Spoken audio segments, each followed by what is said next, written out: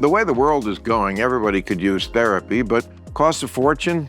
It's time-consuming because of the back and forth. Getting therapy should not be this complicated. That's why today's sponsor, Rula, was formed. Rula connects you with high-quality, vetted, licensed mental health professionals that are suited for you. Thousands have already trusted Rula to support them on their journey toward improved mental health and overall well-being. Head on over to rula.com/random to get started today. Club Random is brought to you by Skechers hand-free slip-ins. I took them right off my feet. Skechers has the greatest invention ever. They're hands-free Skechers slip-ins. Don't spend your life bent over touching your shoes. Yuck! Straining your back. Christ! Just step in and go with Skechers hand-free slip-ins. Remember, there's no T in Skechers. Go to Skechers.com/clubrandom to save 20% off your first pair. Terms and conditions may apply. Zip Intro gives you the power to quickly assess excellent candidates for your job via back-to-back video calls. So easy. Enjoy the benefits of speed hiring with new Zip Intro, only from ZipRecruiter, rated #1 hiring site based on G2. Try Zip Intro for free at ZipRecruiter.com/random. Again, that's ZipRecruiter.com/random. Zip Intro. Post jobs today. Talk to qualified candidates tomorrow. You do? You're going to get out of the game? So, No. yeah, last October, Scoop. So how long were you an atheist, and what did we do wrong not to keep you? I went to Catholic school, and Oh, well. Bill Maher. Hey, man. It is an honor and a privilege. Ah, sweet. Thank you for saying that. I know you flew in on Yeah. your own dime. I can't tell you what a compliment that is, and I I appreciate it. Oh, I appreciate you having me. And, I'm excited. They told me, not that they ever tell me much, and I like it that way, but that you don't drink. So No, but I'll have a shot or two with you. I can't tell you how I'm not- I can't tell you how often this happens. I said it last week, I think. Like somebody was here, and it's like, the handlers are always like, well, he's recovering and he doesn't want to be around smoke and he doesn't drink and don't play. And then they're like, hey, bro, why aren't you passing the joint, or can I have a drink? Or Yeah, I'm not like, I just don't really drink because it doesn't, it's smart. It's I the don't worst know. thing for you. I'm kind of health terrified, What does that mean? I try to, every day I have a pretty intense schedule. I do a morning show, then I skate, and I'm filming skating with my crew. Yeah. And so I'm trying to make sure that every day I'm going to be at 100%. So You're like Brian Johnson without a perfect penis. Oh, all right. You know who he is? Are you referring to the guy who did steroids, or the guy who's doing the weird medical treatments to... The guy who wants to live forever. Yeah. Yeah. But you know about Liver King too, right? But who? Liver King? I've heard that. Who is that? What is Just that? super ripped guy. And his Liver name is King. also, I think his name is Brian Johnson as well. Whoa. Yeah. Maybe that's the secret. Doing steroids. But what does the Liver King do? He does something with his liver to make him live forever? Eats it. He eats liver. I think that's what his thing was. I didn't really follow him. Not but- his own, you're saying? No. Oh. Well, but I think his whole shtick was he eats like raw meat and claimed that would make you ripped and manly, but he was doing steroids, so. Well, he was. Yeah, I mean, I don't know, man. Well, that'll make you Not my ripped world. and not manly because it makes your arms bigger and shrinks your balls. So I hear. I mean, like, I never understood that kind of a trade-off. Like, okay, I want to excel at this, I assume, so I can get chicks. But then when I get them, my dick, I've got a mushroom dick, Yeah. There's so much weird stuff now. Like I've had guys talking about like peptide things they take and HGH. And I'm just like, I don't know, man. I'll get old. That's what I'll do. I agree. Yeah. I mean, I had this actual discussion with Joe Rogan on his show, and he does the exogenous creams and stuff, and just I think he's pretty upfront about that, and it's legal. I mean, it's not. We're not talking about steroids. We're talking about Testosterone cream. Yeah, but I mean, testosterone does decrease as you get older. That's a fact, and of course that makes you, especially if you're a male, only if you're a male, I guess, with testosterone, less healthy. Just ask Joe Biden. Oh, no, too soon? Sorry. We wish you well, Joe. So, I said, yeah, that stuff is scary to me because anything you do that the body isn't doing naturally always has the possibility of some bad repercussions. Yeah. And like, if you had like cancer cells in your body, and we all have some, uh, sometimes you do something to make you healthier and it'll soups up the thing that's not healthy. And he had a good answer though. I said, I'm afraid that this will make me unhealthy. And he said something like, well, I do it because I'm afraid to be unhealthy, which is, I understand what he's saying. Without the proper amount of testosterone, your health does suffer. Yeah. So he's putting it back in. We don't know. That's the thing about medicine. We don't know. I think it's also bad for your heart, though, isn't it? Testosterone. I'm sure it's bad for a lot of things. Look, if it's bad for your balls, it's got to be bad throughout Let's keep those. I mean, I just go by that test, wouldn't you? I mean, it's just I feel like sometimes the people who know the most have the least common sense. Perhaps. I mean, one thing that I've been dying to tell you, given the chance, is, I do this talk show, I do this news show 20 years ago. Oh, I know. Well, it's your fault. 20 years ago, every Friday, me and my friends are hanging out at, shout out to Roger and my boy Brandon, who works with me now. Where is this? Chicago. Right. And they were stoned off their asses, passing the joint, blowing pot smoke into an iguana's face while we watched Real Time with Bill Maher. Mm. And I was 18 or 19 years old, and that's what we did every Friday. That's so cool. Watching your show. I love it that they were blowing the pot smoke. And the iguana loved it. Who did? The iguana. It loved getting stoned. Oh, a real iguana. Literally, there was an iguana. And then one day, I guess the iguana got out and started eating their pot. So it was like, this is not a good thing, but also kind of funny. Animals do. I mean, I remember with my dogs, not that I would do it on purpose. But, I would not blow smoke in their face. I'm a PETA board member, for Christ's sakes. But like if I was smoking and not thinking about it, and the dog was sitting next to me, I would see him like trying to like bite the air. So that told me something about something pot. About it, huh? Unlike testosterone, I used the common sense yardstick, and it told me that the pot is not bad for you if the dog is trying to eat it out of the air. Did you mix your tequila? I don't want to. Yes. Did you? I think you said shot. Did you want it? Oh, I'll just sip a little bit and then wash it. Okay. Okay. Oh, that's good. What is it, do you think, that is making people so mad at you? Fake news. Well, that's very general, Tim. It is, but fake news. What do you mean? I mean, I saw things. Somebody sent me. I don't know why they send me these things. Like the other day, it said, I mean, I'm not even on any of these sites, Facebook, nothing, Instagram, wouldn't know how to get on it. It was Bill Maher's old girlfriends, and it was like this, like a cavalcade, some of which were my old girlfriends, and some of which were just completely pulled right out of their ass. So, like, fake news, my point I'm making is it covers a lot of territory. For sure. It's there's a hyperpolarization happening among the younger generation that's substantially more pronounced than the older generation. And the younger generation is substantially more considering violence than the older generation did.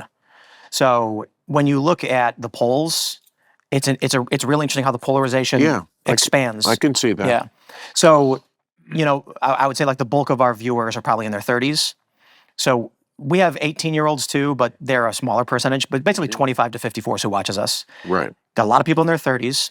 And what ends up happening is, and this is true for people on the left or right, doesn't matter who you are, someone's going to take something you said, it's going to be pulled out of context. Of course. And then it makes people go nuts. So, there's so many of these things that are absolutely wild for me to say. I don't have the worst of it. There's other people in media that have it substantially worse than I do. Their Wikipedia pages are just rife with weird, fake nonsense that's made up. I mean, I just don't feel like anybody in this country can even presume that what people think about them is anywhere near the truth. And if you do think that, you're very naive, and people are just going to want to believe. Somebody told me just the other day, speaking of girlfriends, this one is funny. This one wasn't in that list, but they could have put it there. But somebody said they were out to dinner with a few people, and this person said that I used to date Ann Coulter.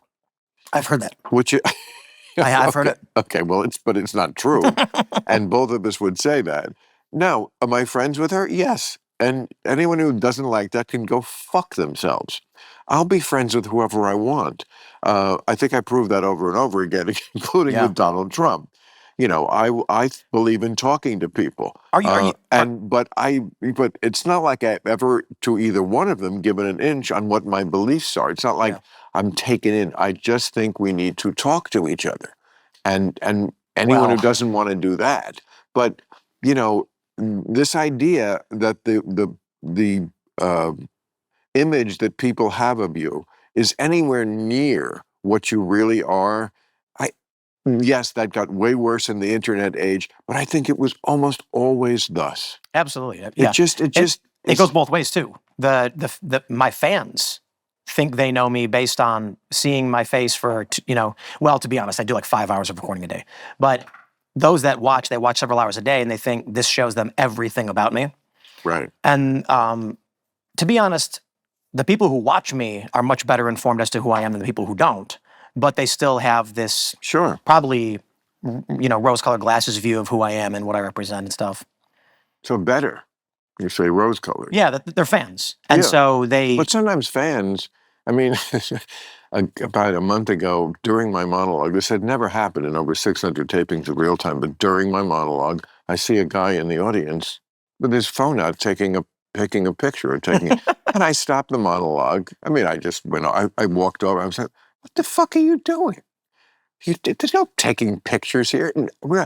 And then, the audience laughed, and I said, it's so disappointing when even your own fans are assholes, because like it takes a lot to get tickets to Real Time. People write in, and he was a fan, and it's just, but like people can be assholes even your own. You can't ever be so purist as to think, well, the good people. I mean, that's one of our big problems, I think, politically, is like this idea that we're the good people.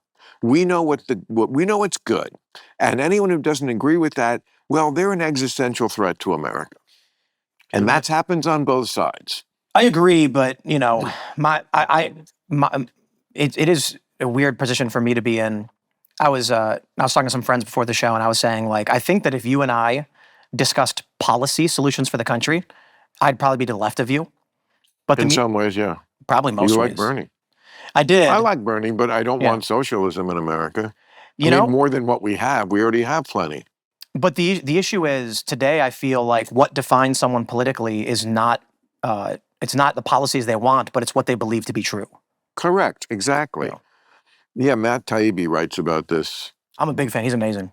Yeah. And they call him far right now. I sure don't agree with everything he says. I mean, I think he's wrong about Russiagate and a lot of other stuff.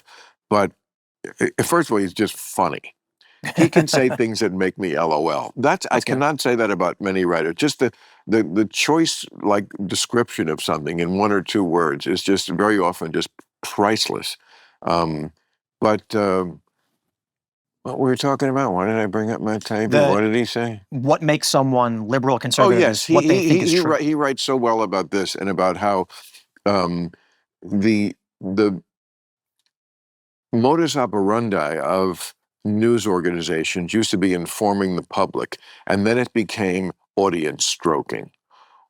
How can we interpret this thing that just happened in such a way that our audience will give us likes? Yep. I like that.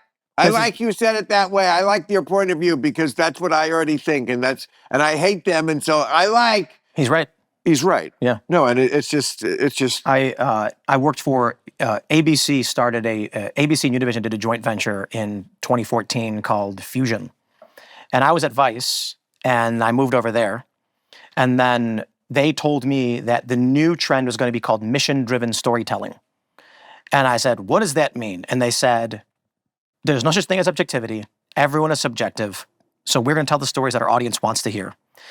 I had a meeting with the president, and he was talking to me about this, and I said, does that mean if there is a news story that is true and important, we would choose not to report it because it might upset our audience? And he said, yeah, I think that's fair. The company went bankrupt. They fired everybody.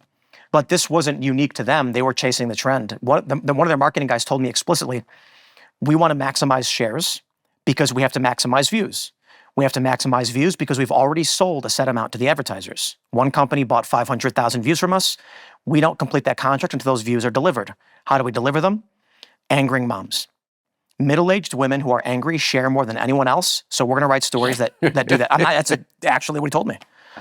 So it was social justice. It was racism. I just pictured my writers all guffawing just because, I'm always I've had like a writer's room since 1993, Politically Incorrect. That show went on there. So I was a little kid.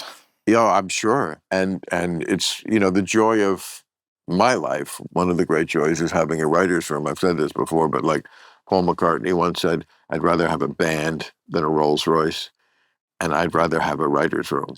But a writer's room has always been me, the bachelor, and then like 10 guys who were married and are always making, like, just in the room, this is not going to be on the show, but like always just making jokes about marriage and how they don't get laid and they don't get blown. It's like it just never... Telling you don't get married. Well, everybody does it. I watch TMZ every night.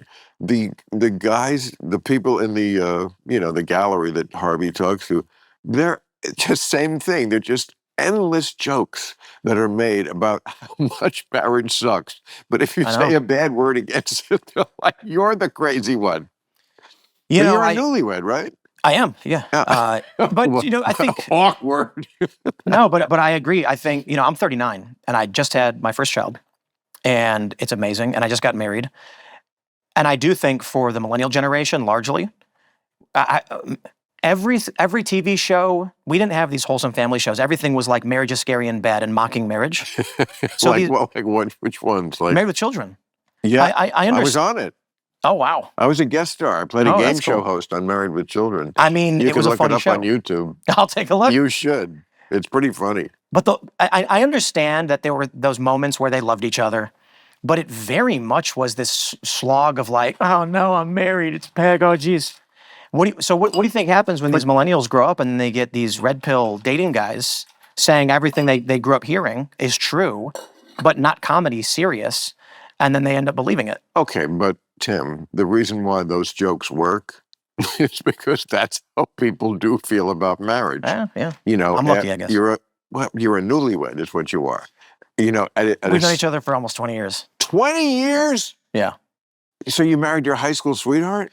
I guess technically we That's like something Dick Cheney does. It is pure luck. I am lucky.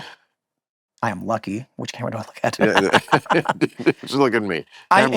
We're both from Chicago. We both like the same music. We have very similar views. We're both lapsed Catholics, and it's like, luck. I got lucky, and I know. I'm a lapsed Catholic. We could have a throuple. Pass.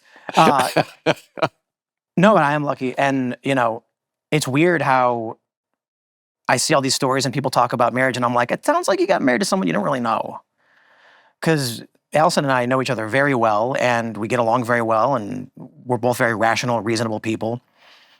That's a great thing to find in a woman. I know. And I don't mean that. I'm not saying women are crazy. They're not. Men are also, or let's put it this way, we're both crazy. Yep. And it's not like men aren't emotional and blah, blah, blah. But I don't really care about that aspect in men because I don't date men. Yep. What I care about is the opposite sex. And if you can find a woman who's sexy and also rational, that's great, because they sometimes, let's just put it this way, they sometimes don't go hand in hand. That's true. It was funny though. I've said my piece. I was talking to my wife, and I made a joke. I said, "Bitches be crazy, yo," which is a line from that movie. Of course, it's nothing. And then she goes, "Are you kidding?" She's like, "I've watched you guys out there at the skate park. You guys are nuts." And I look out the window, and one of our team riders is like trying to jump off a building, and I was like, "She's right. Men are crazy in different ways. Different ways, of course. We got a guy Absolutely. so we bought these things called Grabos, Okay. They are handles with vacuums that you can stick to a wall. And I bought them because they were funny. Handles with Yeah. vacuum. Okay. So it's this oval and it's got a handle on it. You take it, you press a button, put it on the wall, and it's like what Tom Cruise uses to climb down a 130-story building and doing his own stunt in Mission Impossible. And right. And they say Scientology doesn't make it crazy. Well, so one of our skateboarder team riders, Mike Noggle, decided he was going to jump up on his board against the wall, grab them, and then flip himself upside down. And then he fell on his head, and he had to go to the hospital. And so I said, my wife is right. Men are crazy in different ways. Yeah. No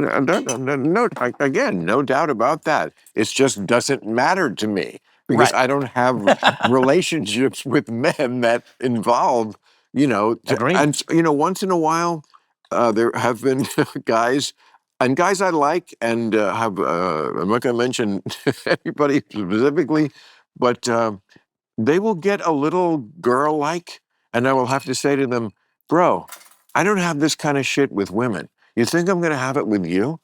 Like, I'll call you back when I'll call you back, okay? No nagging. If I want to be nagged, I'd have gotten married. I wouldn't do this for a woman. So just don't be so clingy. The way the world is going, everybody could use therapy, but a lot of people I know who really need it complain that it costs a fortune, it's time-consuming because of the back and forth, and sometimes is a mismatch with their personality. Getting therapy should not be this complicated. That's why today's sponsor, Rula, was formed. Rula connects you with high-quality, vetted, licensed mental health professionals that are suited for you. And here's the best part. They take most major insurance plans. That means instead of paying hundreds out of pocket, you could pay as little as $15 per session. Getting started is easy. They ask you a few questions about what you're looking for in a therapist, things like your insurance, type of care, and preferences.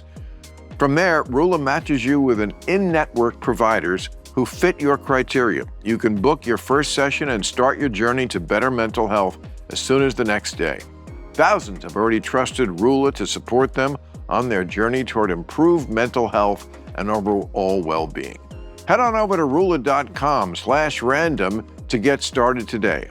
After you sign up, they ask you where you heard about them. Please support our show and tell them we sent you. Go to rula.com/random and take the first step towards better mental health today. You deserve quality care from someone who cares. Club Random is brought to you by Skechers hand-free slip-ins. I took them right off my feet. Skechers has the greatest invention ever. They're hands-free Skechers slip-ins. Skechers hands-free slip-ins revolutionize how you put on and take off your shoes. You can put your shoes on without bending over or struggling, and you never have to tie your shoes again. How did we get along with this civilization? Jesus. How do Skechers slip-ins work? It's like they have an invisible built-in shoehorn, so your foot slides right in.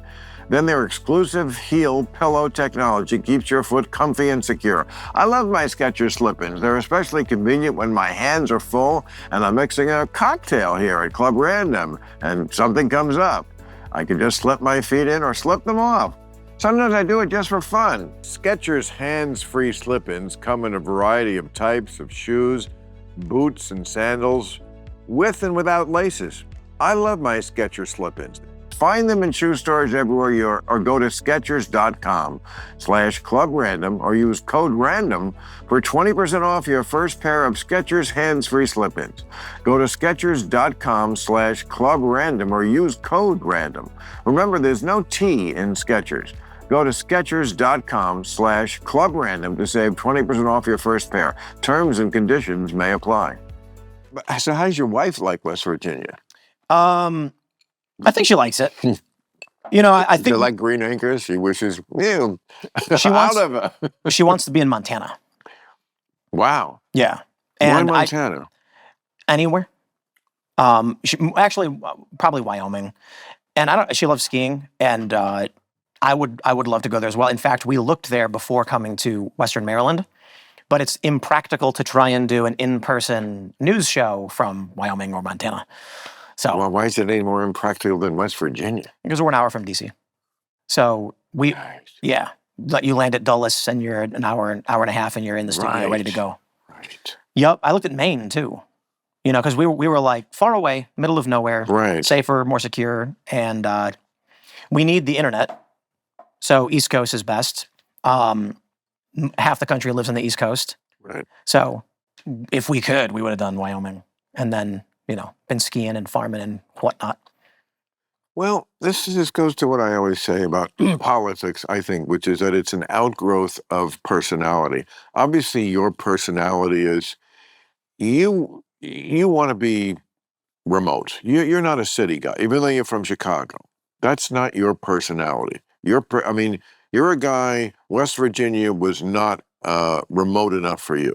You wanted someplace with an even bigger sky. Montana, Eventually. Wyoming.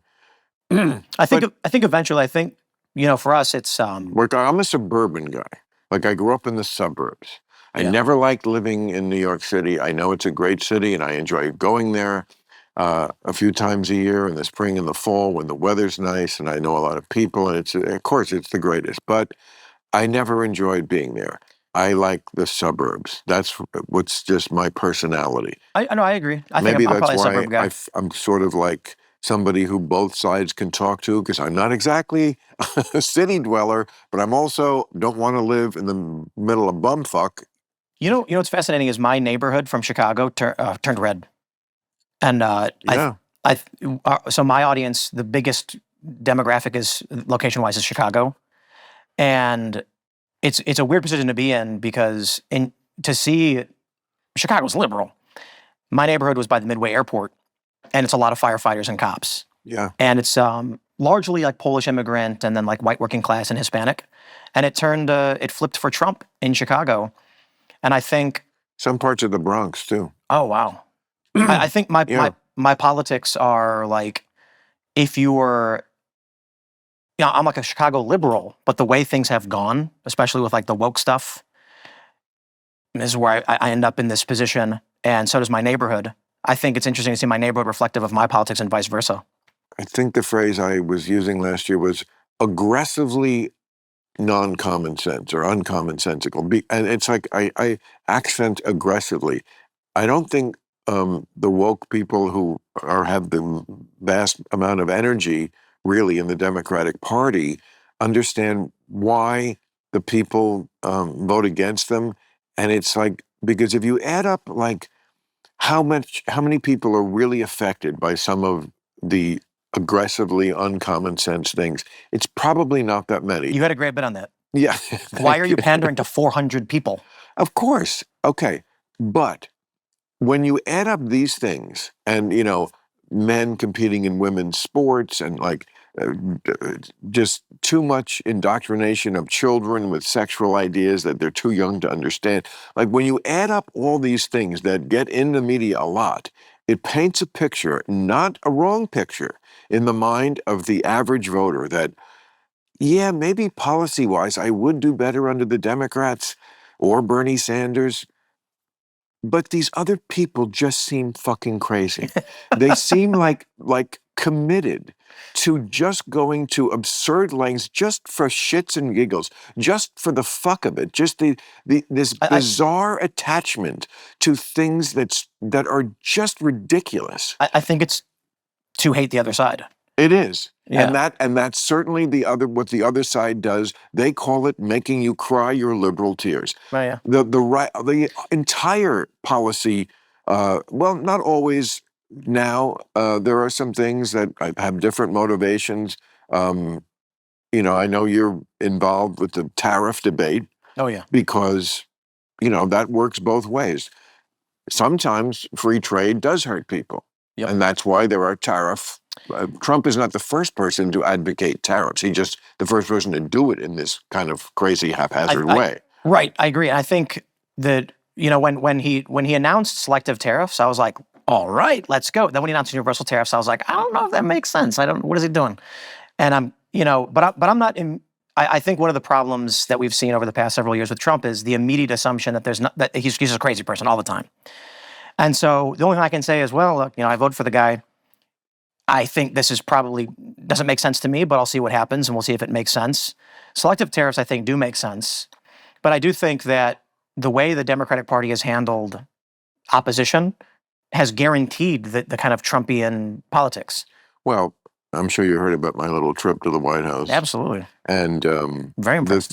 Thank you. And the thing that upset the far left so much, these same people who believe in the crazy things I was just mentioning, and the ones who really hate me, they really found a new reason to hate me, because when I came back and gave my report about it, you know, among the things I said, to your point about everything is he crazy, was, I think, word for word, a crazy person doesn't live in the White House. Mhm.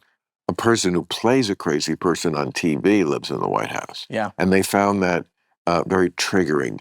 But again, as I said many times during that piece, I'm just going to tell you the truth. I didn't vote for him. I think we all know that. I went right back to being as tough on him as I ever had been. So I wasn't seduced, but that was my estimation. Again, to your point about, is he just crazy?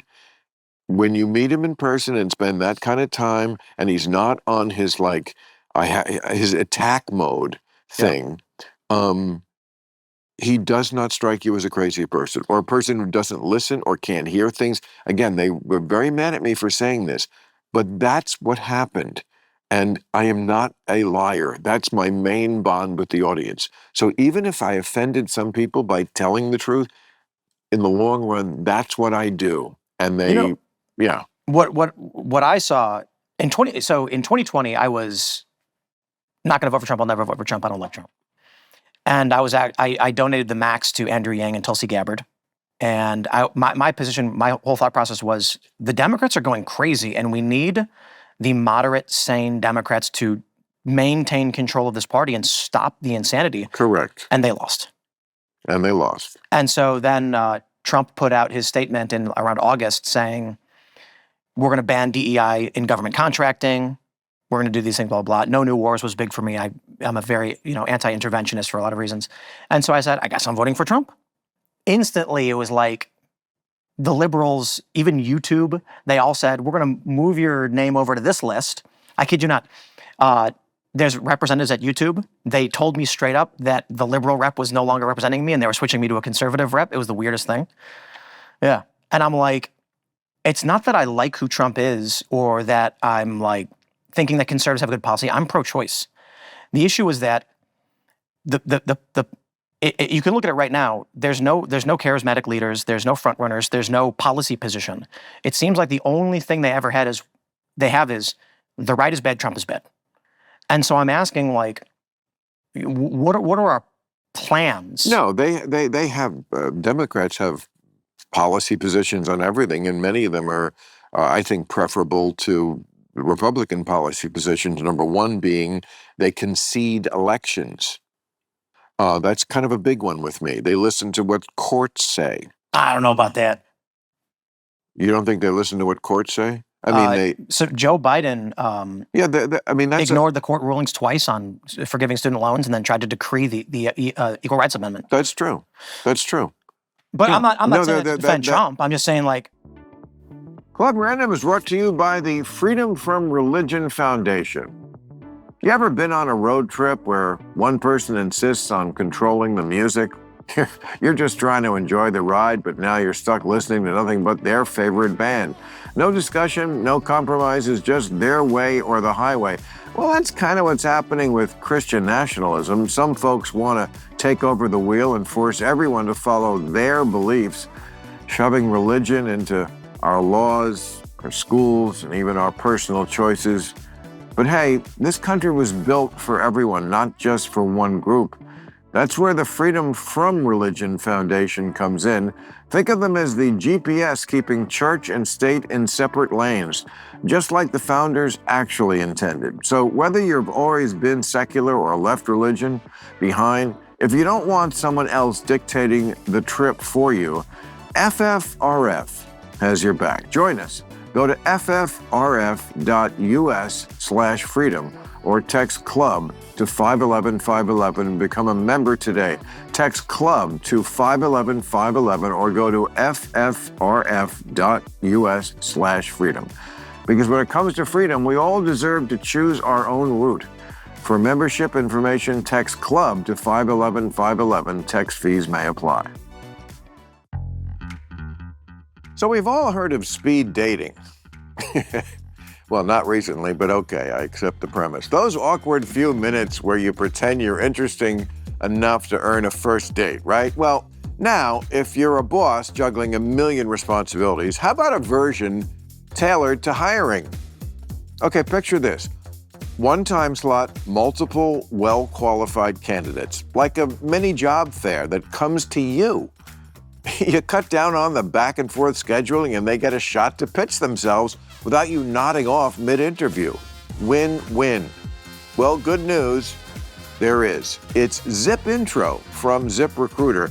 You can post your job today and start talking to qualified candidates tomorrow. And right now, you can try Zip Intro for free at ZipRecruiter.com/random. Zip Intro gives you the power to quickly assess excellent candidates for your job via back-to-back video calls. You simply pick a time, and Zip Intro does all the work of finding and scheduling qualified candidates for you. Then you can choose who you want to talk to and meet with great people as soon as the next day. So easy. Enjoy the benefits of speed hiring with new Zip Intro, only from ZipRecruiter, rated #1 hiring site based on G2. Try Zip Intro for free at ZipRecruiter.com/random. Again, that's ZipRecruiter.com/random. Zip Intro. Post jobs today. Talk to qualified candidates tomorrow. There are arguments, of course, the Republicans, that just works for them because there are issues like what you mentioned, which is not untrue, where it's so easy for them to go, well, they did this, so we're going to do it 5 times worse. And then they do. But there are some like that. But there's one that has no fuzz on it, and that's elections. When Democrats lose elections, it's over the next day. Kamala Harris, Hillary Clinton. Not Hillary Clinton. Just. Not Al Gore. Well, Al Gore was not Al Gore doing that.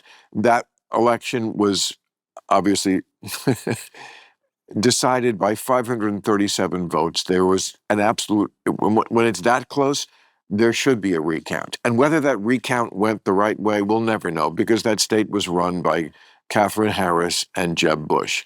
There's a real, sorry to interrupt, but there's a really good, I guess, I don't know if you call it a philosophical point that I've noticed that I think you're experiencing right now is I'm 39. So you lived through a lot of these administrations and these political cycles. Yeah. And you have experiences that I don't even know they exist. Yeah, but you know what? I didn't live through Lincoln, but I know about it. Sure. My point is, my experience in politics has been the Democrats have challenged more than Republicans. To be fair, Trump challenged the court? Challenged the elections more than the Republicans have, in extreme ways. That's ridiculous. So, but perhaps because you're older than me and you've seen more than I have. Again, there are history books, there's newspapers. I know. You don't know something only because you lived through it. I know about the French Revolution also. My point is, I mean, you could know about this. Indeed. This is something that people your age say all the time, and I've made fun of it before. Like, it's this, like, if I wasn't alive for it, it didn't happen. I don't have to know about it. But that's not what I'm saying. Okay, but I'm saying that in 2016, I didn't vote for either Trump or Hillary, and then I got 3 years of Trump as working for the Russians. He was not working for the Russians. Jonathan Che went on MSNBC and said he may have been a Soviet asset since the 80s. Well, and so for me, I'm like, I'm out. This is crazy. And so, like, understand, and I'm not saying you're wrong about history.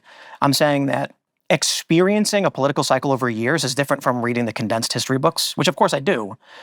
So to live through 4 years of a president, their term every single moment, the history books gloss over most of those experiences that we don't have as young people.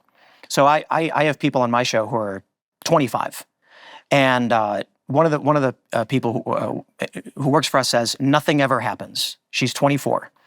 And this is like a Gen Z thing. Nothing ever happens. And I said, are you kidding? The past 10 years have been nothing but happenings.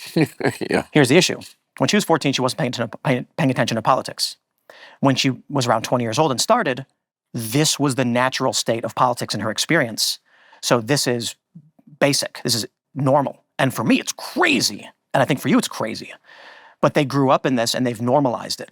So my view is this, not to say that you're wrong, obviously. My point is, when I watched the Democrats accuse Trump and Manafort and Carter Page and all of these things, especially when they fabricated evidence against Carter Page, I'm just like, wow, I can't believe the Democrats are going to this length to deny an election. You're watching a little too much Fox News or somebody who's slanting this a certain way.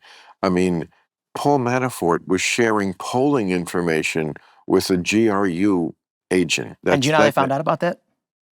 How did they find out about that? Ukrainian government officials shared it with the Democratic Party. So? Politico reported that. So you have this Ukrainian interference in our election as reported by Politico. And I look at that and I go, wow, the Ukrainian government sent incriminating evidence to the Democrats? Crazy story. Then they claimed But it was true. And, indeed. And the issue is, why wasn't that a scandal? That the Ukrainians were interfering in the election?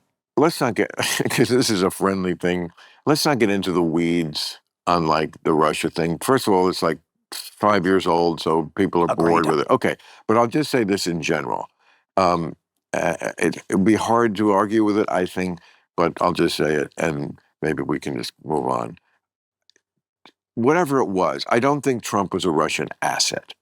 Don Jr. at one point said, or maybe it was Eric, we do get a lion's share of our to the company from the Russians.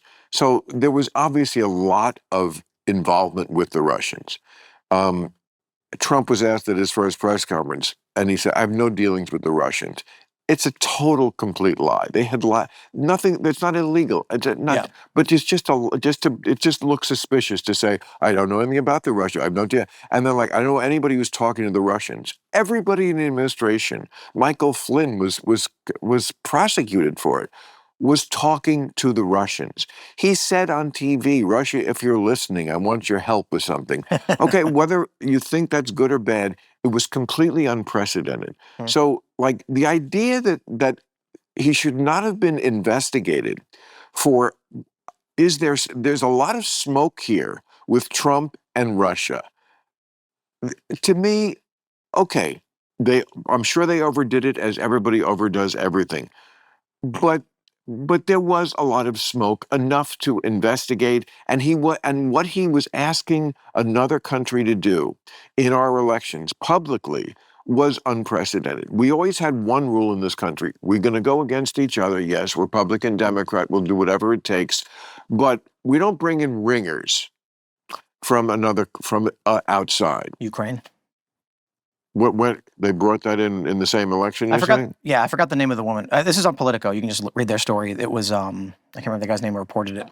No, it's possible that again there's always some version of it on the other side. It's just not as egregious, I think. They're accusing me of working for the Russians now, and they tried.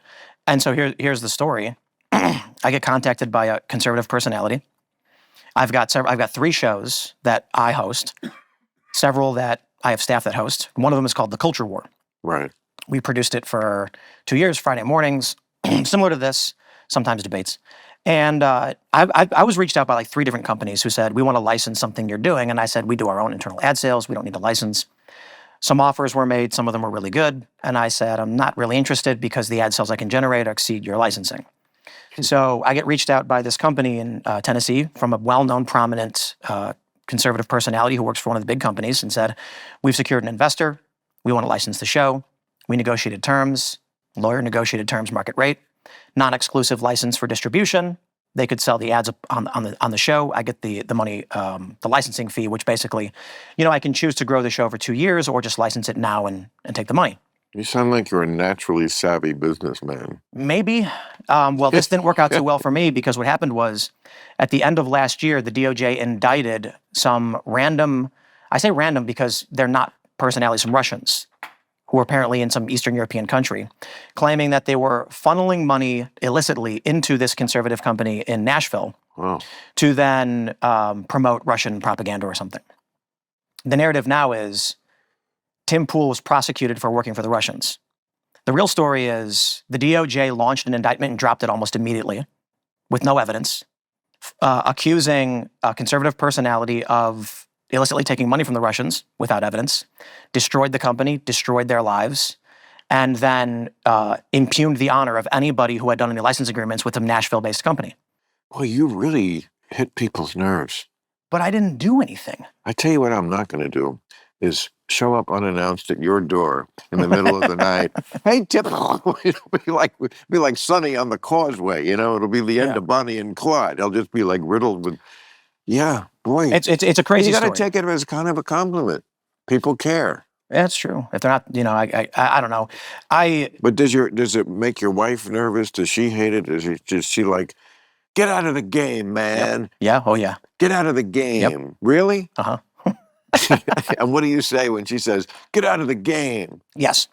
You do? You're going to get out of the game? So, no. Yeah, last October. Wow. Scoop. I basically was just fed up. With the game? With politics. Oh, the game? Absolutely.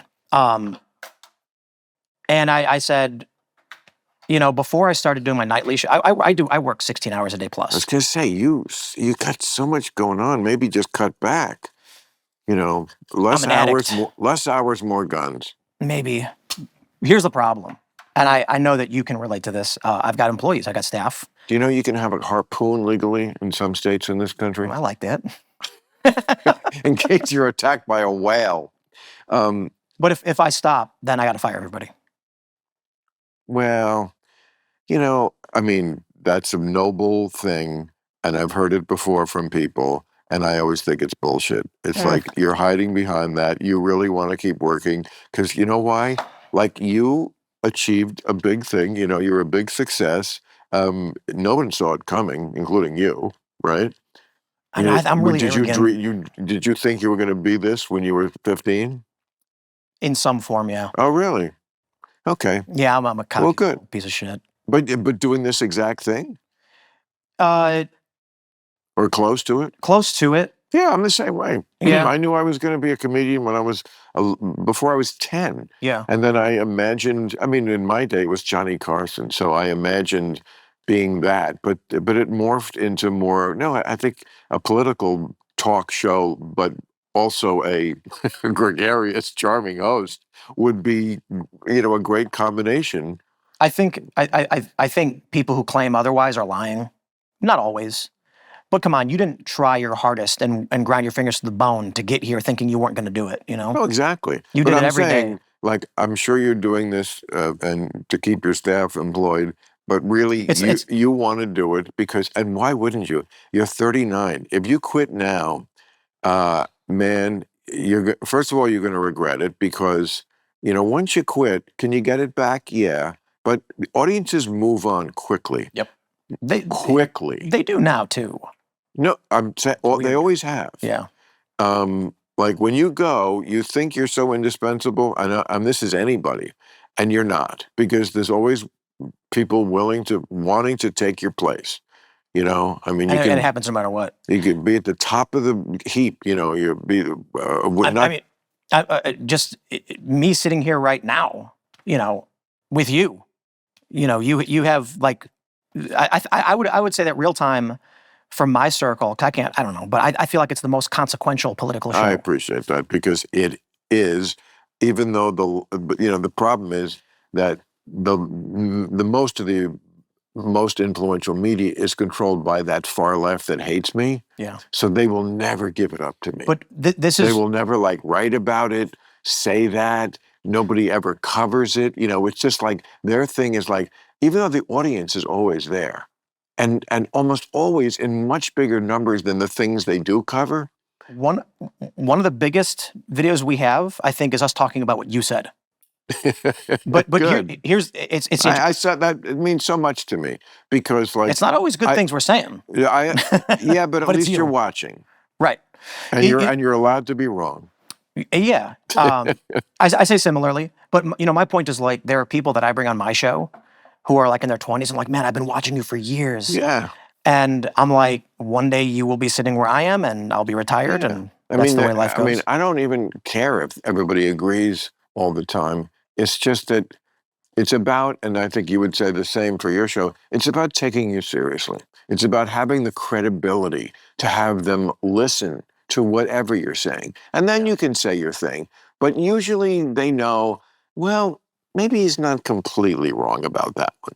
You know what I'm really interested in is Real Clear Politics put out this aggregate polling by decade age. I don't want to say demographic because it was like 18 to 29 and it was Sure. like 30 to 39. Yeah. And only one bracket was anti-Trump and it was 70 plus. And then I I think saw that. Gen X was a tie. And then there's, I really want to talk to you about this too. They're saying that Gen Z is becoming more Christian Yep, and heard moving that to the too. right. Heard that too. I'm wondering what's going to happen in 10 years. The boomers are going to be moving on, passing on. I'm not trying to be crass, but it's true. Or retiring. You could say dead. They'll be dead. Yeah. And what happens to politics in this country? Not me, haters. Bill's going to live forever. Fucking haters and clickbaiters. The pot and the booze is going to make you young. I mean, what do happens? I look like I'm at death's door? No, you look pretty good. I mean, do I act like it? No. I've never missed a show, except the two they forced me to miss when I had COVID, wink, wink. They forced me because, of course, I could have contaminated. The entire city could have died. I think I would have died, to be honest. You what? I got real sick. Pussy. Yep. And then Joe Rogan saved my life. How? So- Ivermectin? No, well, technically. So I had called a hospital because my temperature was low and I was shaking really bad and I was like really bad pain. I wouldn't say the worst pain I've ever had. Okay, why are you in such bad health to begin with? Because unless you're in bad health to I was begin, fat. I was fatter. that's it. I always said that about COVID. Who does it Thank kill? Fat people and very old people. I'm sorry, but that's just the truth. That's just the truth. No, obviously it could kill anybody and blah, blah, blah. And we should protect, the most vulnerable. But that's who it killed. That's what bugged me about it. Like all of our medical profiles are unique. That's why I don't like one size fits all diagnoses. But they were banning people off social media, shutting down anybody who brought it up.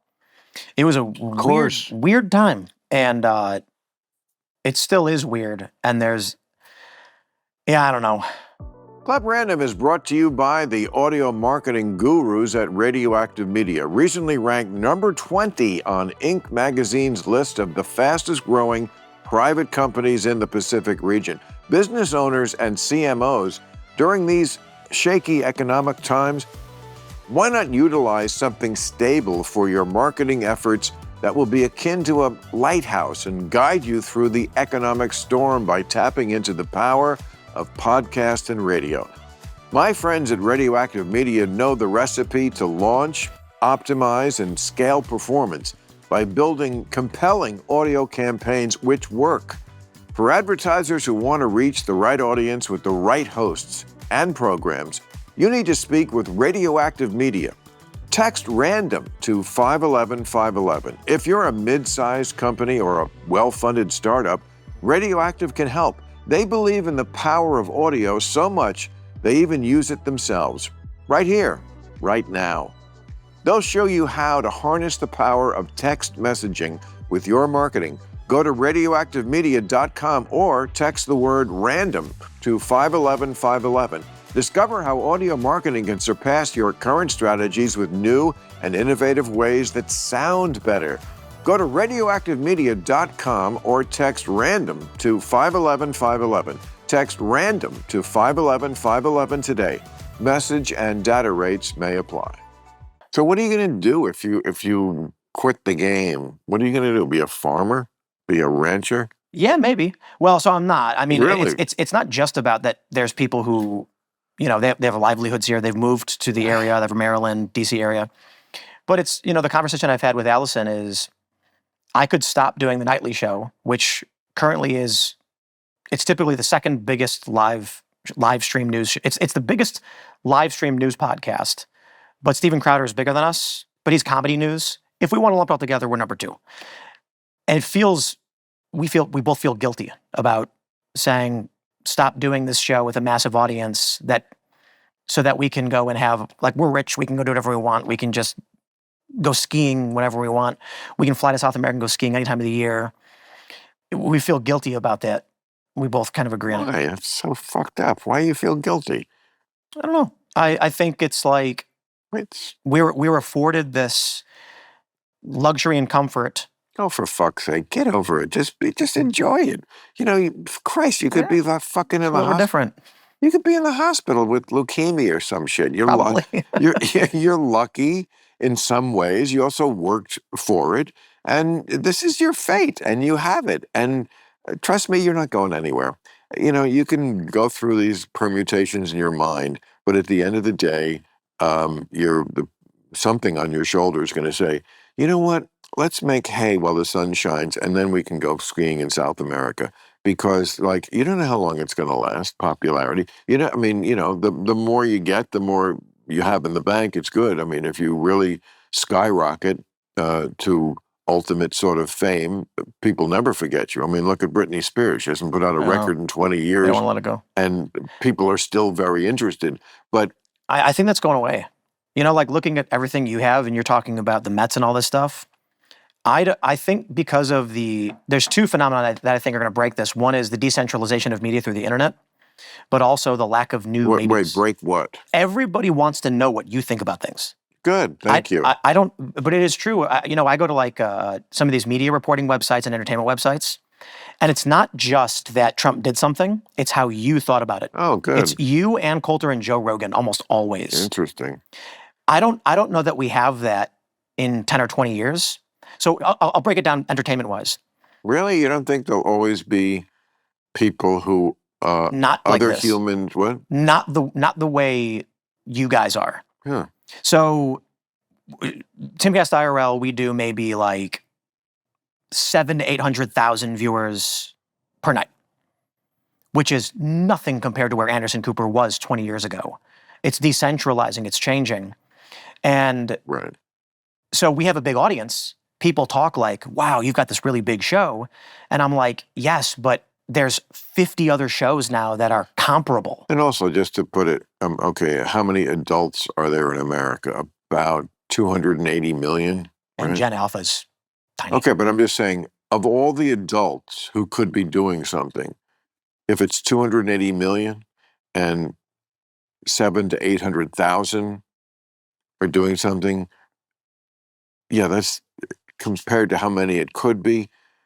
To your point, right? You know, like, well, I mean, here's the other factor. TV shows used to get like a share, which is like the percentage of there's a rating and a share. Yeah. One is like the percentage of people who are doing anything. They could be watching TV, they could be masturbating, they could be playing tennis or ping pong, and the other is just a percentage of the people who are actually watching TV. Yeah. So a share is a smaller number because again, it's among the people who could be doing anything, and like TV shows sometimes used to get like a 40 share, 40, like 40% of the country who could have been doing anything were watching the Wild Wild West. I mean, that is this is your point. Like exactly. It's so much more bifurcated now. So I'll give you an example. I was at a bar, and I went to the jukebox, and I put in Bohemian Rhapsody. And what happened? Everyone in the bar started singing. 100%. Everybody knows that one. The next song that came on, I didn't even know what it was. It was hip-hop R&B. Everybody broke apart. And so back when we had very few radio stations and very few television channels, they had to be very selective about what they promoted, but they promoted to, you know, like you said, like 40 million people, who knows? So you had that time period. Now for us, I think that combined with the lack of new people. So Gen Alpha is about 40 million, and they're expecting that if we what age are we talking about? This is 0 to, I think, 13 years old. So the one coming up. Yeah. So Gen Z just finished, or Gen Z finished a while ago. I think it was like 2010 or something. No. 2012. I think Gen Z ended. Gen Z just began. Gen Z is like 97 to 2012, I think. Yeah. Gen Alpha is 2013 to 2025. Oh, okay, right. So we're going from when they're born. Right. Yeah, right. So we don't really count what they're thinking until they're at least a teenager. So Gen Alpha is 40 million. Right. It's expected to be between 42 and 48. So millennials ended at the end. They're like from 1980 to 1996, I think. Okay. Yeah, 81 and 96. It depends on which chart you use. Right. But there were 80 million millennials, and there were, actually, no, I'm sorry. And that's you. Yeah, 72 million millennials right now, 69 million Gen Z, 40 million Gen Alpha. So talking about share, if in 20 years we're looking at Gen Alpha and Gen Z, the dominant generations, there's substantially less of them to buy products, to buy tickets, to know who you are. And there's an increasing competition from decentralization of media. So I don't know how we end up with another Ann Coulter, Bill Maher, Joe Rogan personality, and like the Bohemian Rhapsody song. If I go to anybody in my town where I grew up with, they all watched your show. It's liberal Chicago, and everybody would put on Real Time, and Jon Stewart and things like that. If I asked anybody who was on a Daily Show right now, they'd say, I don't know, Jon Stewart. I'd be like, one night a week, I think. And who are the other people? No idea. I think Jordan Klepper is one of them. Don't know the rest. To be fair, they have more than one host now. But I think everybody is choosing media that represents them, like you brought up earlier. And it's easier than ever to get into. Then there's going to be less people. You're talking about, owning a piece of the Mets. And I'm like, I might have a big show, but I don't think I'll ever be able to afford owning a piece of the Mets or anything like that. Well, I doubt if they're going to sell it again.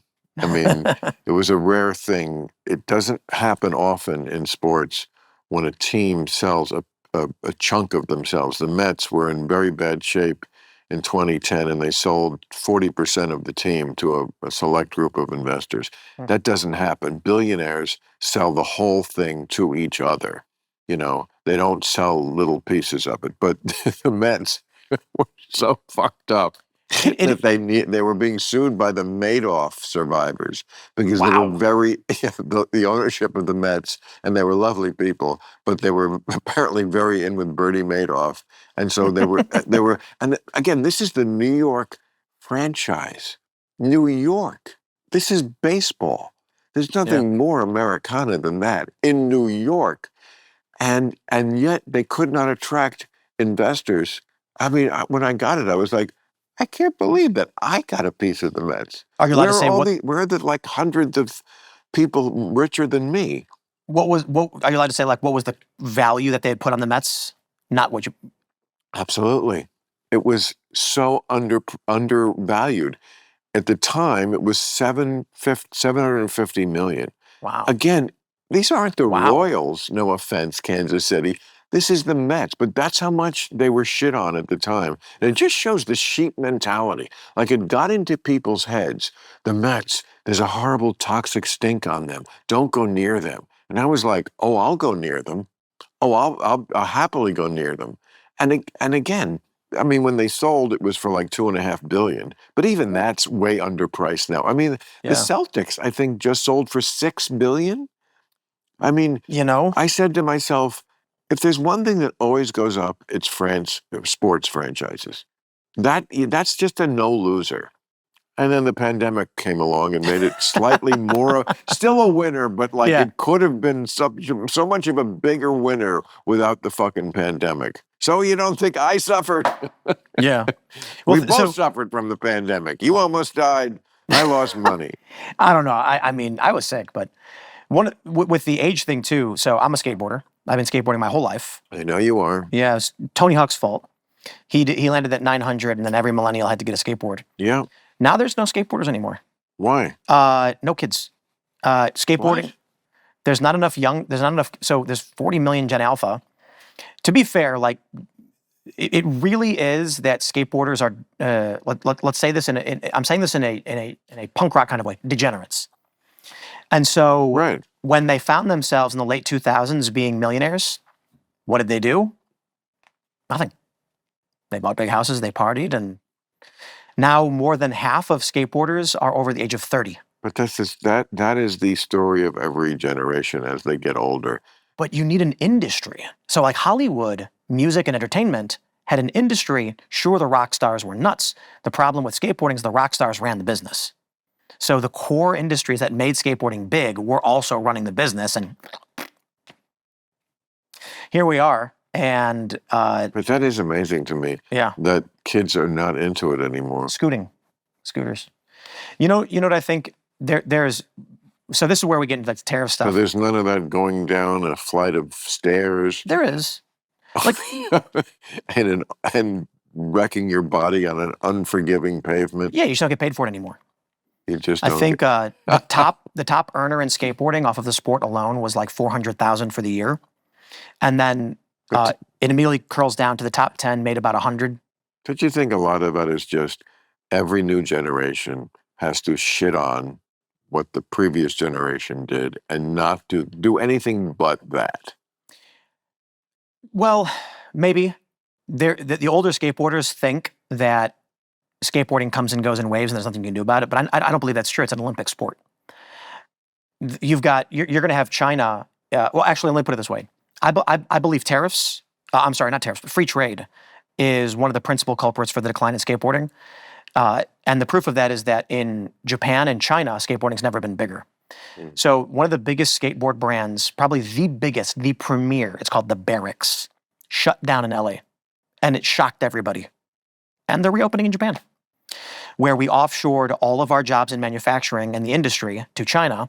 Now Southeast Asia has a massive booming skate culture. They even have a reality TV show, it's like Ninja Warrior, but for skateboards. In the United States, you got a bunch of 35-year-old men. So how old do you think you'll be when you stop skateboarding? Never. Yeah, that's what I say about basketball.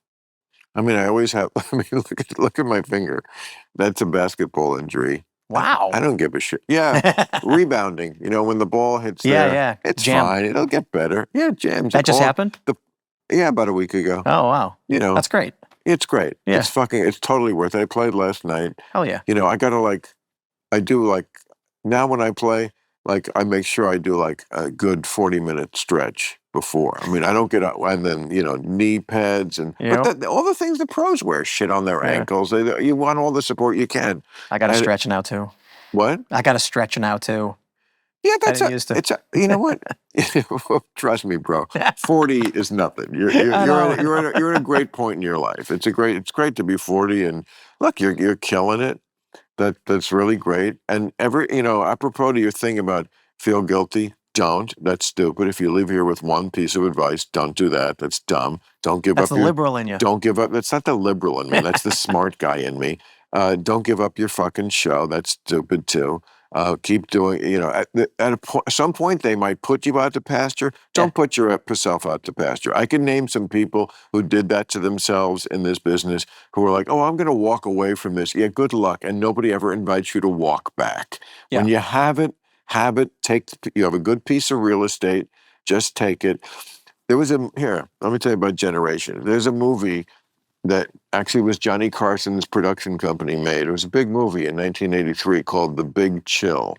And it was about how the hippies, the people who were like fucking hippie dippies in like the late 60s when they were like 18, 19, 20, right? You know, the flower power and free love and Woodstock. Okay, you got the general impression, right?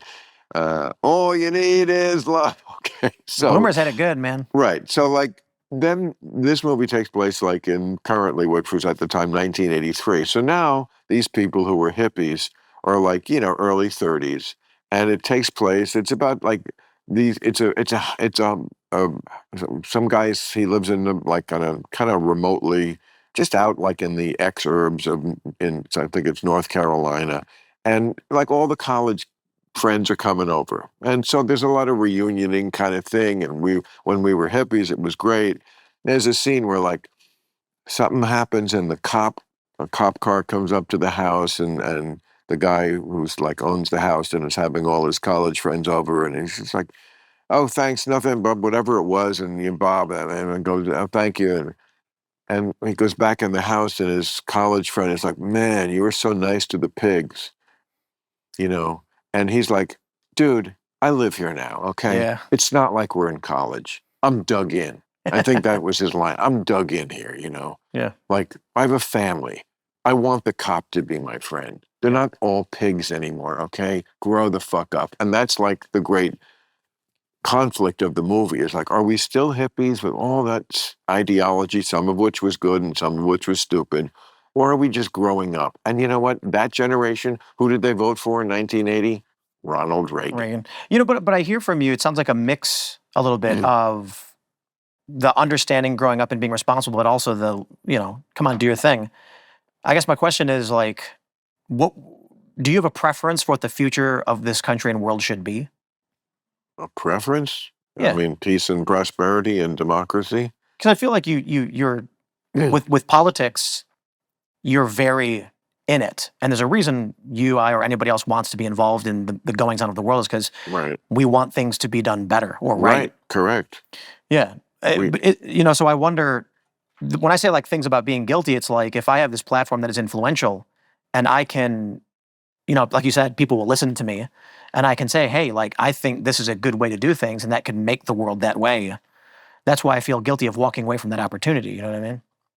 I mean, that's great too. I mean, that's a great motivation. I mean, that's the best motivation. Yeah. I mean, I never try to fool myself to think that what I'm doing is so noble that it's not really because it's doing what I want to do. If I didn't enjoy it, I wouldn't do it. I'm so glad that it does things for other people. And if you ask me what is the great joy of my life, I would sum it up by saying, there's this thing that I can do that enough people feel like I'm the only one who can kind of do that for them. I'm the only one who can kind of scratch that itch. You know what I mean? And every week I'm like, they want me to do this thing for them. And I love being able to give them that gift. Like, I'm going to do this. I'm going to interpret the news in a way that is just different than anybody else does. And it does the thing for you. And I love that connection. Like, I give you this gift and you appreciate it. And that really is that's the relationship of my life. You're obviously an atheist. Yes. Famously religious. I saw it when you put it out. Oh, and good. Thank you. I know I was lapsed Catholic, briefly atheist. I'm not Christian. I don't like the word deist, but the future, we're seeing this massive push towards Christianity and like young people are adopting it. What do you make of that? Well, one thing I think is true is that conservatives had more kids in the 2000s. I know a lot of people want to claim these ideological victories where they say like we've red-pilled people. And I've pointed this out for years. No, just in like 2003, there were a couple studies that came out saying that liberals were having less kids than conservatives. Well, 20 years later, what do you expect to see?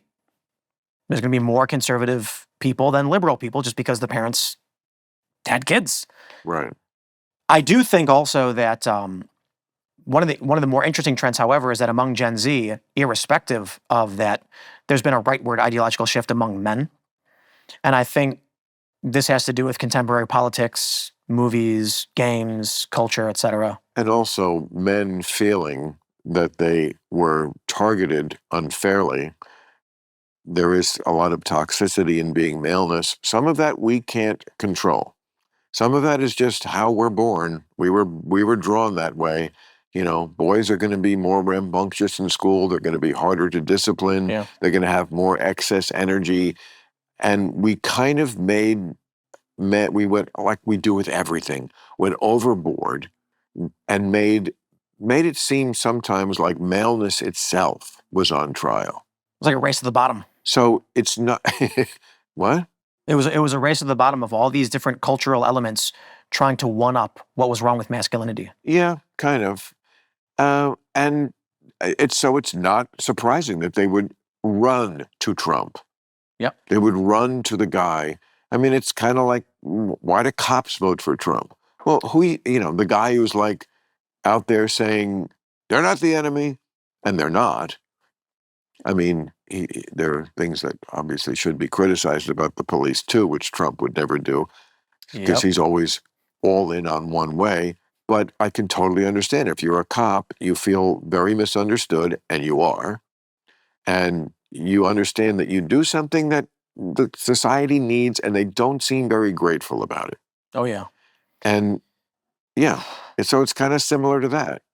People, man, there's one prominent cop. I think this is Donut Operator. I could be wrong, so forgive me if I'm getting the guy wrong. But he was a cop, and I could be getting the guy wrong. But the thing that these cops deal with that people don't understand is they see these negative stories in the press all the time. And yeah, when there's a bad cop doing a bad thing, let's lock him up, let's put him in jail.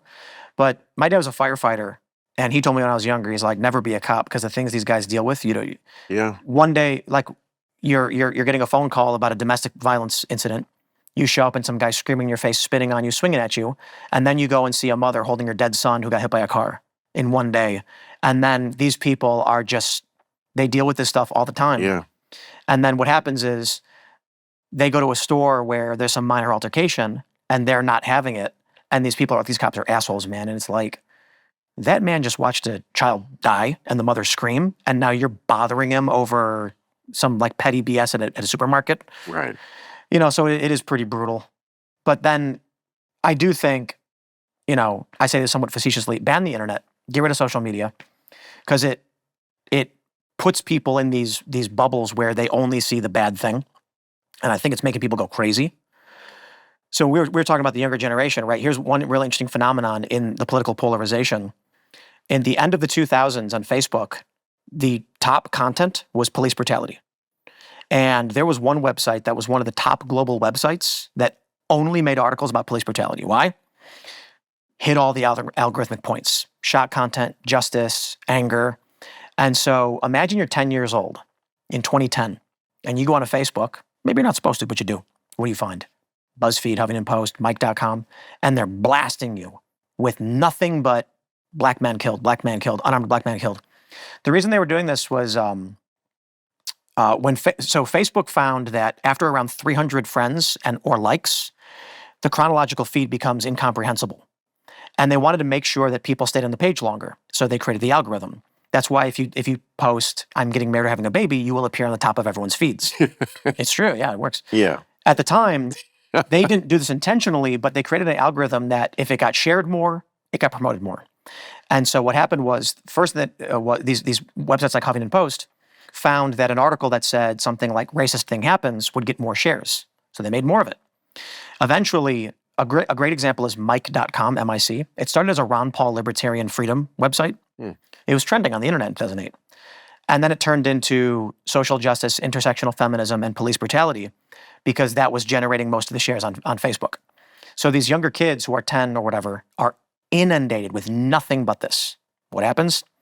There's this famous video where a guy goes to Venice Beach and he asks people, how many unarmed black men do you think were killed by police last year? And they say 1,000, 10,000. Yeah. It was 9. I know. And it's because the media, or I should say social media, was propping up select stories over and over and over again. And where it gets crazy is even the same story every week. But let's look at what's behind that. What's behind that? What it is white guilt. There's a certain segment of the left that feels very bad about the horrible racist history of our country, which they themselves probably participated not at all in. Yeah. And they are just constantly doing things that they think are for someone else, but I think are for themselves. I completely agree. Yeah. I mean, it's a lot of self-flagellating themselves about the racial issue, which, of course, the history is appalling, and the present has problems too, racially in this country. Yeah. But they make it worse. Let's put it just in general. They make it worse, and it's really about how it's not about actually making any black lives better. Actually, that doesn't really happen from all their hyperventilating. It makes them feel a certain way. It makes them that's what people have to realize about that. Have you followed any of the Chicago stuff with Mayor? Brandon Justice? You want to know what's really fascinating about that? He's worse than the last one. Oh, he's terrible. But you know how he won? White guilt. Yes. Yes. I understand. But wait. It's good. So I actually took the electoral map of vote breakdown by neighborhood, overlaid it with the racial breakdown per neighborhood, and what do we find? Every black neighborhood, their top 3 candidates were black. Even people who weren't frontrunners or polling anywhere near didn't matter. The black neighborhoods did not vote for any white guy or Latinos. The Latino neighborhood, guess what? Latino guys. The white neighborhoods, white guys. Except for one, the college liberal area of Loyola. Sure. They voted for Johnson. Yeah. And so even though Johnson wasn't... the election? That tipped it. Yeah. And so people thought there was this white dude that all of the suburbanites were going to vote for. Not the suburbanites, but it's Chicago, so it's not suburban. But like the outskirts in the Northwest. And he did really well. But when Loyola college liberals was the one area where it was predominantly white that voted for the black candidate, put it over the edge, and this is what you get. Yeah, Now they're all mad. The living here in California, trust me, the concept of liberal in theory. This is something I say very often. People who are liberals in theory, and then you see how they live, like terrible to the household help. Yeah. Like consider their assistants, because everyone out here has to have an assistant. They can't do anything for themselves. I mean, I do too, but I never call my assistant on the weekend or after hours. Most people here consider their assistant a 24/7 slave. This is what I mean about liberal in theory. Yeah, in theory, you're a liberal, but like, how do you actually live your life? And of course, like very privilegey, and they absolutely hate privilege, but their whole life is sustained by the privilege of not being able, having to be practical or knowledgeable about a lot of things which they pontificate on and act like they're knowledgeable about. And also just, like many homes, like expensive vacations. I mean, it's not like they are, um, if you really feel that bad about it, switch houses with someone in Compton. But Let this them is live here in your house, and you could live in their house, and then you'll feel better. this is a part of what I call wokeness. Everybody's always trying to define it some way. Right. But I define it specifically as cult-like adherence to the liberal orthodoxy. And the reason why I say that is because being in media and cultural spaces for the past 15 years, watching all of this, the conservatives like to say it's DEI, it's race, but that doesn't explain support for certain institutions, support for war in Ukraine, doesn't explain the Me Too movement. These are all different things. It doesn't explain support for Islam, particularly, which is the second biggest religion in the world. So it's not about critical theory or anything like that. It's about looking like you're virtuous. So these liberals who live the way you're describing it want to make sure that as they're seen outwardly to other liberals, they are perfectly in line with what is virtuous and right. We call it virtue signaling. But it can manifest into literally anything. Like, again, supporting the second largest religion in the world while claiming that they're oppressed, but massive. Well, I mean, there's so much to get into here. One is the word liberal, very fraught for me because I still think I'm a liberal. I think woke is a different thing. I agree, yeah. I mean, but your example about Islam is completely right, and it's one of the main reasons why the far left started to really hate me is because I call out Islam as what it is, extremely illiberal. That's what's so ironic about liberals being so supportive of Hamas is because you're liberals, and these are the people. I'm sorry, but this ideology, Islam, even in its more benign forms, yes, I agree. The vast majority of Muslims, not terrorists, of course, but Islamists, which is the word we use to describe people who are not terrorists, but kind of agree with the things terrorists are doing and are for, that's a much higher number. That's many millions of people. And even the rank and file, I mean, most Muslim societies live under some form of Sharia law, which no Westerner who thinks that Hamas is so great could ever live under. Your fundamental rights that you take for granted here in America, you would not have. I mean, all the protesters who are protesting in Gaza against Hamas, they've all been killed. Right. They killed protesters. Women. I mean, do I have to say anything more than just if it was just that issue, how women are treated? Are you fucking kidding me? And the narrative is, when I talk to some of these academics, like the anti-woke people, they're like, well, it's because they say that, Gaza is oppressed. And I'm like, sure, but they're siding with the second biggest religion in the world, which is authoritarian, fundamentalist. And like, I don't care if you practice whatever religion you want to practice, it's fine. But it's strange to me to claim that Islam is oppressed in any meaningful way. Well, I do care what you practice, and I fully defend to the death your right to practice whatever religion you want. Just don't lie to me and say all religions are alike. All religions are not alike, and what makes them different mostly is how fundamentalist they are. Yeah. Fundamentalist means you actually believe what's in the holy book. I mean, there's the Quran, there's the Bible, and they're both full of nonsense. But we have learned to wink at the Bible in the West, whereas Islam, to a much greater extent, takes it very seriously. I mean, we do not have things like madrasas here, where they send kids to school and they just learn that one book. That they are not studying anything else in a madrasa. That's the meaning of it. Yeah. And of course, they're segregated completely sexually. So, I mean, what's going to be the upshot of that? It's like a Handmaid's Tale, right? It's worse, Yeah. I think. But Yeah, you know, and I'm not Christian, and but I have a lot of friends who are, and I don't care. but what are you? You said you were going on this before. You were like, I'm not a deist. I'm not well, a that's the this. thing. Like, But you're not an atheist anymore. no, So I'm not what an do you atheist. what do you believe I in? think God exists, but I don't believe in any scriptures or anything like that. I think man is fallible, and to write down books and then claim it's the word of God is silly. So how long were you an atheist, and what did we do wrong not to keep you? I went to Catholic school, and Oh, well, there you go. I went to catechism. Well, I didn't do that. At fifth grade, I left. And so what happened for me in Catholic school was they taught me nothing. They showed me a video of Adam riding a brontosaurus. I'm not joking. I went to the museum in Religulous where they have the exhibit of Jesus on the brontosaurus. Exactly. Yeah. So they told us that the dinosaurs were too big to fit on the ark, and the unicorns were too rambunctious. Not kidding. Showed unicorns were dancing and ran away from the ark. And I'm like, so I remember this. Oh, that's why they didn't survive. That's right. I see. One formative moment was when I asked my fifth grade teacher. Can't argue with logic. Right.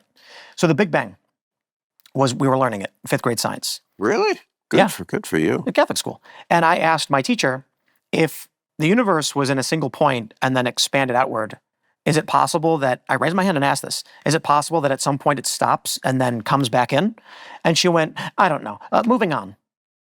And I was furious. Why? Who does know that? No one. It's called the Big Crunch Theory. And it was dismissed 100 years ago. So what pissed me off was, reflecting upon it, I genuinely wanted to know what they were trying to teach. And they couldn't teach me anything. So what did I do? I went home and went on the internet and read to myself.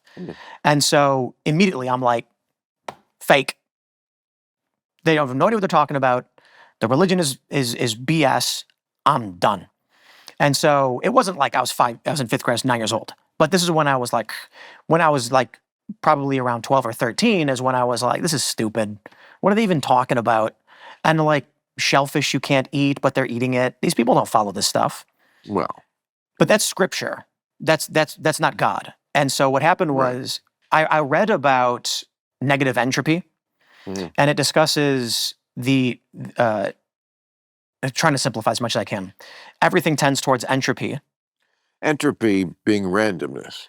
Everything tends toward randomness. To a certain degree, but at some point it will become uniformity in the heat death of the universe. The way it was described to me when I took physics for poets at Cornell University was like if after 6 months you don't reorganize your sock drawer, it's a mess. That's entropy. And that happens in the universe. An egg breaking?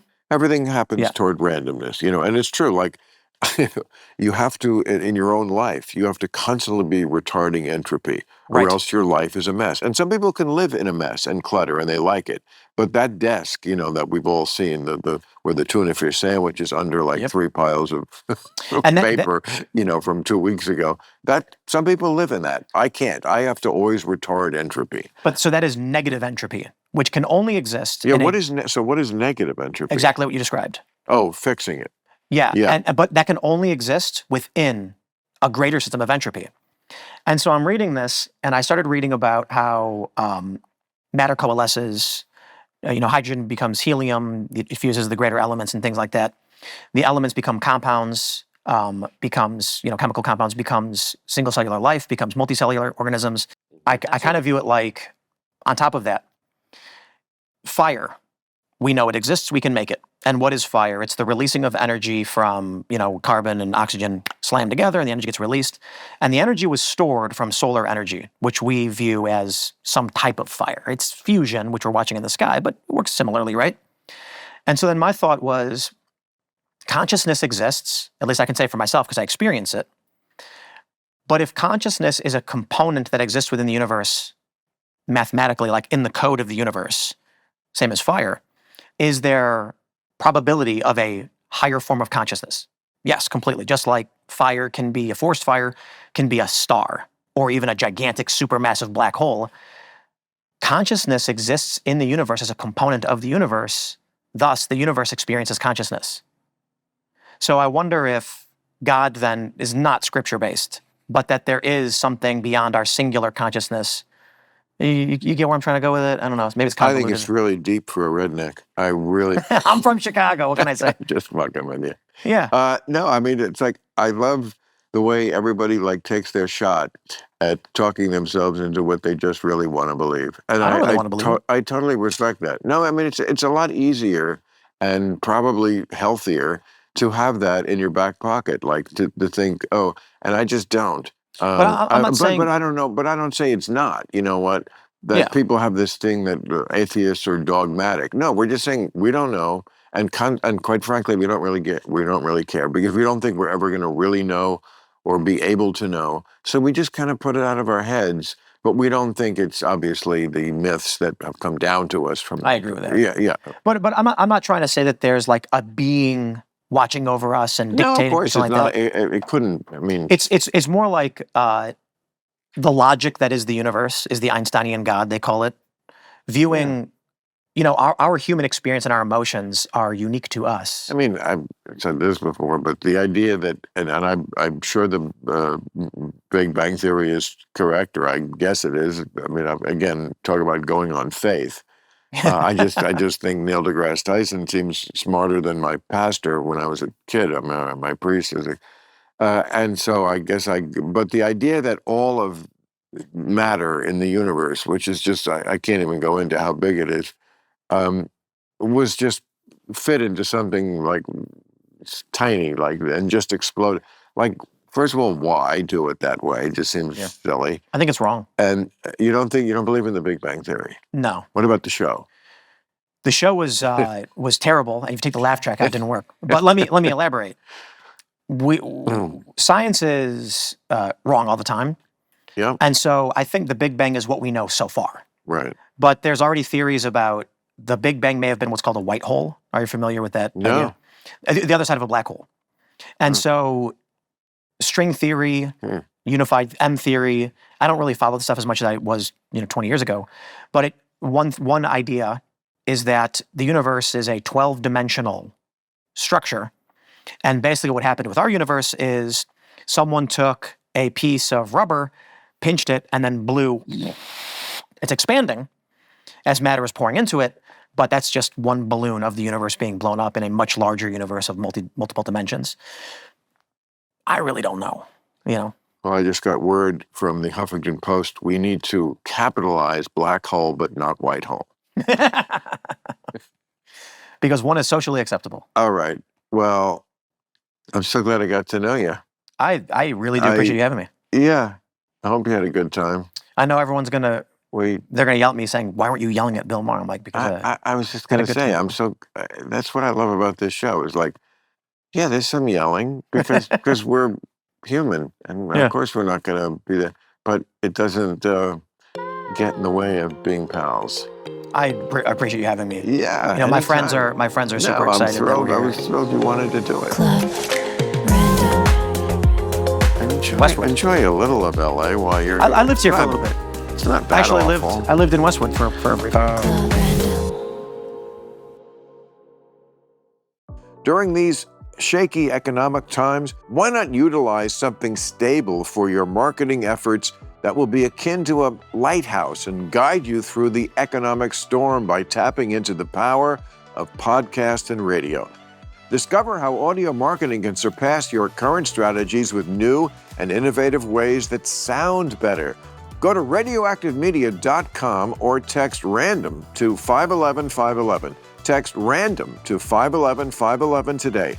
Message and data rates may apply.